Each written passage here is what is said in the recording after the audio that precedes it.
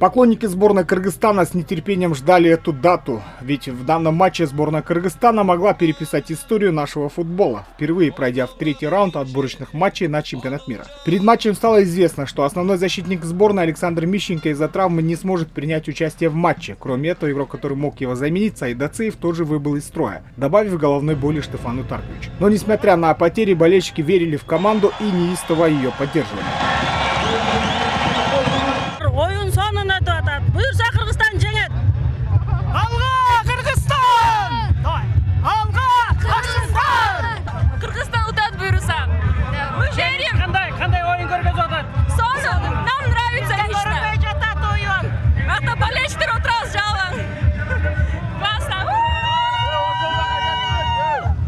Oyun abdan sonuncu ruadat Kudayga şükür. Assalamu alaikum Kırgız elim. Mına uşunca kalayıkka kollap geldik. Kırgızdın futbolun kolda atavuz. Kırgızdın futbolçuları alga. Несмотря на такую поддержку, сборная, к сожалению, не смогла показать ту игру, которую все ждали. Со стартовых минут стало понятно, что обе команды не будут рисковать. Начало матча прошло относительно в спокойном темпе, но сборная Кыргызстана стала наседать на соперника, и в итоге на 24-й минуте подопечные Штефана Тарковича вышли вперед.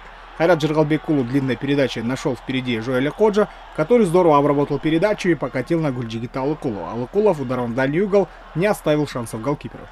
Сборная Малайзии не из тех команд, которых можно переигрывать каждый раз. Уровень соперников сопоставим с нашей, поэтому малайзийцы побежали отыгрываться и добились успеха на 39-й минуте. Мяч после рикошета от головы Адилджона Абдрахманова оказался в сетке, и счет стал 1-1. В дальнейшем в этом матче голов мы уже не увидели. На послематчевой пресс-конференции оба тренера были недовольны результатом. Штефан Таркович отметил, что команда сыграла плохо и что он проведет работу над ошибками.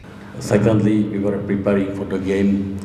That we knew that Malaysia, you could see that the typology of the player high and good bodies, so they prepared to score from the starter situation. So we prepared for this type of game, that they will play for contra and ask for fouls, and our defense third. And this is something what I am not very happy about, is that we created a lot of chances for them through the starter situation. Сборная Кыргызстана уже в этом матче могла решить свои задачи. К сожалению, ничья оставляет вопросы, кто же окажется второй командой в группе. В последнем туре наша команда отправится в Оман на выездной матч. В случае победы или счета в ничью мы выходим далее.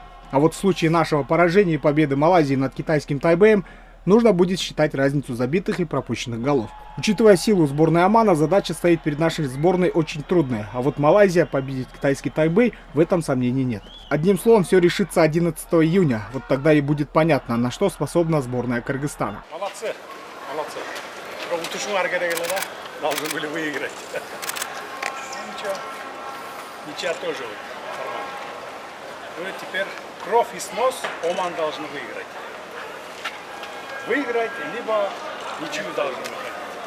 Вот тогда мы выходим. Да, правильно? Вот вам автобус новый. Вот. После матча нашу сборную ждал приятный сюрприз от президента Садыра Джапарова. Глава государства не только посетил футбольный матч, но и подарил национальной сборной новый автобус. Он вручил ключи от автобуса главному тренеру Штефану Тарковичу. Садыр Джапаров отметил, что страна ждет победы в предстоящей игре со сборной командой Омана и пожелал успехов в международных соревнованиях. Этот приятный бонус нашего президента должен постигнуть нашу команду. Актилек Джанчиев, Эльдар Анарбеков, ЛТР, Бишкек.